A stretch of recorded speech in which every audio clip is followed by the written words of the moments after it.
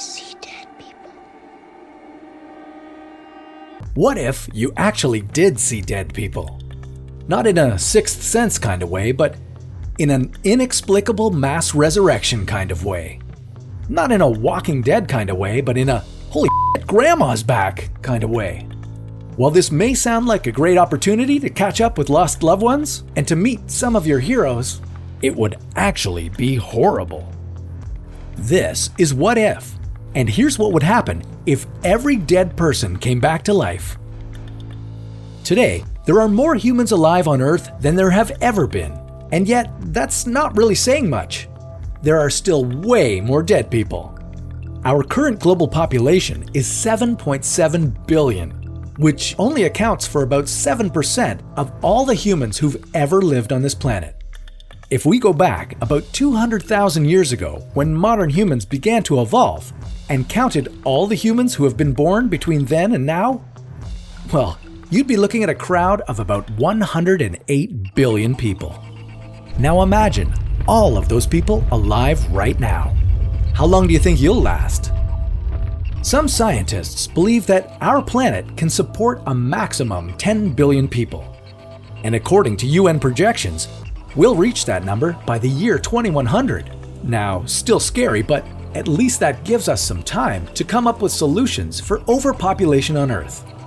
So, suppose you're thinking about it over a cup of coffee one day, and you look up and you see someone you haven't seen in a long time. Because they're dead. But they're not anymore. In fact, everyone who's ever lived on Earth is miraculously brought back to life. Only it's not a miracle, it's a crisis. A food crisis. Space isn't even the main problem, since throughout all of human history, until about the last few decades, most humans lived in rural areas. And that's probably where most of the resurrected would return to. Ironically, despite having enough land to fit everyone, we wouldn't have enough available farmland to feed everyone. So far, we've already brought about 1/3 of the world's arable land under cultivation.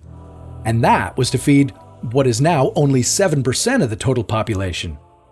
There's simply no way we'd be able to feed 100 billion people. Under these constraints, 90% of the world's population would easily die of starvation within 2 months. And that's not even including deaths that would arise from the world war ensuing over resources, which honestly would be a really unfair fight. Relatively quickly, the world population would stabilize at a reasonable, if not a quite cramped, capacity. And while it would all be settled in a few months, those who survived the shock and awe would still be wondering, what the just happened? While it's a totally impossible scenario, it does give you something to think about. How many people can our world comfortably fit? What will have to change in order to accommodate the growing population? Or will things simply change on their own? The United Nations claims that in recent years, families around the world have been getting smaller and fertility rates are decreasing. But is it too little too late? Catch up on other big questions next time on What If?